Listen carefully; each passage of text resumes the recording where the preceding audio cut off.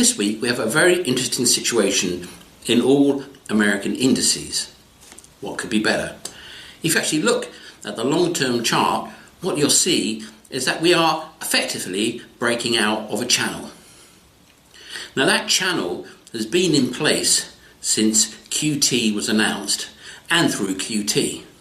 Now initially I predicted that this would be a sideways channel. The Fed would use QT to get its balance sheet down, but would also be looking to make sure the markets didn't crash.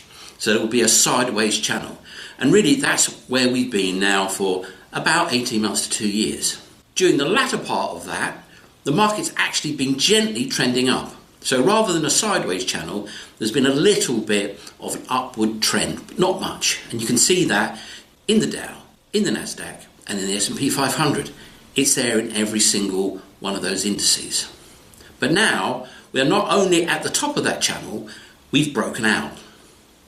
Now 4 times out of 5, that breakout would revert back down to the bottom of the channel. So we could normally expect there to be a retrenchment in the market and that the indices would fall back and you'd get a little bit of a slump. But what I think we could be seeing is actually a breakout. Now a breakout would be very, very, very significant indeed and could indicate, I'm just saying could, I'm not saying it's guaranteed to do so, but it looks to me a strong possibility that we're in for a big rally in 2020. Now a big rally in 2020 might actually signal a bubble. Now all cycles go boom, bubble, bust. Now we've had the boom, we've done really, really well since 2009, but we haven't had a bubble. Now I think there's a good chance 2020 will see that bubble. Now that's a pretty exciting prospect because the market would go up a lot. Now the trouble is with bubbles is you then get a crash and then everybody gets wiped out. Unless, of course, they get out near the top of that bubble. So if we do go into a bubble, that would be a pretty obvious thing to see. And once we're in a bubble, I think we should embrace the fact that it is a bubble, not just another move in a bull market that's going to go on forever.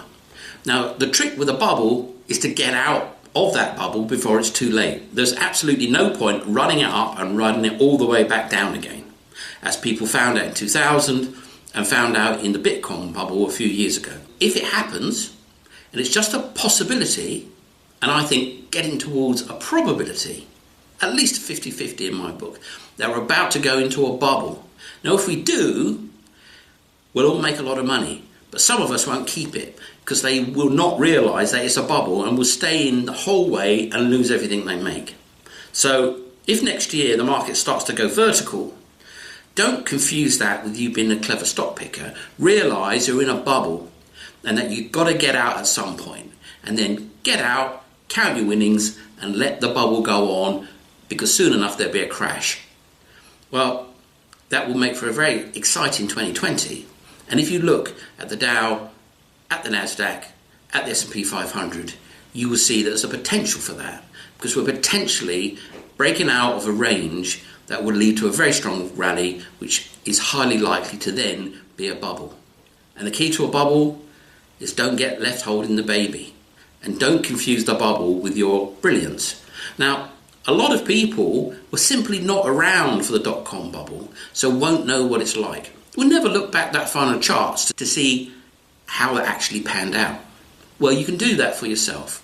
And if the market does break out through this channel and keeps going, I suggest that you look back at the dot-com boom to see how you should navigate what then happens. So 2020 could be an incredibly exciting year because that could be the year that we finally get the bubble that everybody's been saying we've been getting for so many years now, when in fact we've been just getting a bull. A bubble's a very different beast indeed, and a lot of people make a lot of money and a lot of people lose their shirt. Don't be the latter.